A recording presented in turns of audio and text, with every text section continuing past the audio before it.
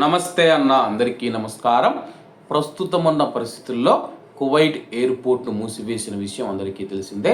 అలాగే చాలామంది అడుగుతూ ఉన్నారనమాట, కువైట్ నుంచి ఇండియాకు వెళ్ళటం వల్ల ఇండియా నుంచి కువైట్కు రావడం ఎలా అని చెప్పేసి. కానీ ప్రస్తుతం ఉన్న పరిస్థితుల నేపథ్యంలో మనం చూసుకుంటే కానీ కువైట్ నుంచి సౌదీ అరేబియా ద్వారా ఇండియాకి అయితే వెళుతూ ఉన్నారు. దానికి 300 దినార్ల నుంచి 400 దినార్ల వరకు ఖర్చు వస్తూ ఉన్నట్లయితే వెళ్ళిన కొంతమంది అయితే నాకు మెసేజ్ల రూపంలో తెలపడం జరిగింది. వారిని నేను అడిగినప్పుడు మీరు ఇండియాకు వెళ్ళారు కదా, ఎంత ఖర్చు వచ్చిందంటే కానీ 300 నుంచి 400 దినార్ల ఖర్చు వచ్చిందని చెప్పేసి వాళ్ళైతే తెలుపుతూ ఉన్నారు.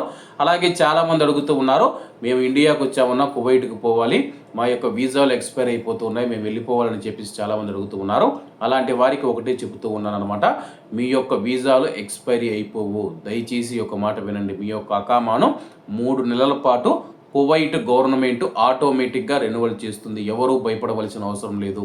ఇంకా ఏదైనా అత్యవసర పరిస్థితుల్లో మీరు కువైట్కు రావాలనుకుంటే కానీ మీరు కూడా సౌదీ అరేబియా మార్గం ద్వారా కువైట్కు రోడ్డు మార్గం ద్వారా కువైట్లోకి ప్రవేశించవచ్చు అనమాట.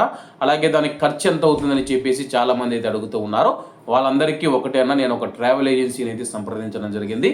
వాళ్ళు చెబుతూ ఉన్న మాట ఏంటంటే కానీ టికెట్కు 90,000 రూపాయలు, అలాగే సౌదీ వీసా కోసం 15,000 రూపాయలు, అలాగే మొత్తం అటు ఇటుగా మనం చూసుకుంటే కానీ 1,10,000 నుంచి 1,20,000 రూపాయల మధ్య ఉంటుంది ప్యాకేజ్ అని తెలుపుతూ ఉన్నారు. ఎందుకంటే కానీ ఇక్కడ నుంచి మిమ్మల్ని సౌదీకి తీసుకువెళ్ళాలి, అక్కడికి వీసా కావాలి, అలాగే సౌదీ నుంచి మళ్ళీ కువైట్కు తీసుకుని వెళ్ళాలి. కాబట్టి అక్కడ నుంచి రోడ్డు మార్గం ద్వారా అయితే బస్సుల ద్వారానో కారు ద్వారానో మాత్రమే కువైట్కు తీసుకువెళ్ళాలి. కాబట్టి దీనికి 1,10,000 నుంచి 1,20,000 వరకు ఖర్చు వస్తుందని చెప్పి తెలుపుతూ ఉన్నారు. ఎవరైనా ఆ విధంగా వెళుతూ ఉంటే కానీ తప్పకుండా అయితే కామెంట్ చేయండి. ఎందుకంటే చాలామంది అడుగుతూ ఉన్నారు. కాబట్టి నేను ఒక ట్రావెల్ ఏజెన్సీని సంప్రదిస్తే వాళ్ళు అందాసుగా దాదాపుగా ఇంత ఖర్చు అవుతుందని తెలిపారు. ఇంతకంటే తక్కువ ఖర్చు కావచ్చు, ఇంతకంటే ఎక్కువ కూడా ఖర్చు కావచ్చు అని చెప్పేసి నేనైతే అనుకుంటూ ఉన్నాను.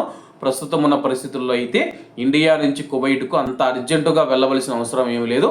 కువైట్ గవర్నమెంట్ కూడా మనకు 3 నెలల వెసులుబాటు కల్పించింది. ఒకవేళ ఈ యొక్క ఉద్రిక్తతలు మళ్ళీ తీవ్రతరం అయితే కానీ మళ్ళీ ఆ యొక్క అకామా గడువును పెంచే అవకాశం ఉంది. అలాగే మార్చి నెల, ఈ నెల చివరి వరకు ఈ యొక్క యుద్ధం ఆగిపోతూ ఉందని చెప్పేసి కువైట్ కానీ అంతర్జాతీయ నిపుణులు కానీ అమెరికా నిపుణులు అయితే అంచనా వేస్తూ ఉన్నారు. మరి ఏం జరుగుతుందో వేచి చూడాల్సి ఉంది. కాబట్టి అందరూ బాగుండాలి, అందులో మనం ఉండాలి. అందరికీ నమస్తే అన్న, జై హింద్.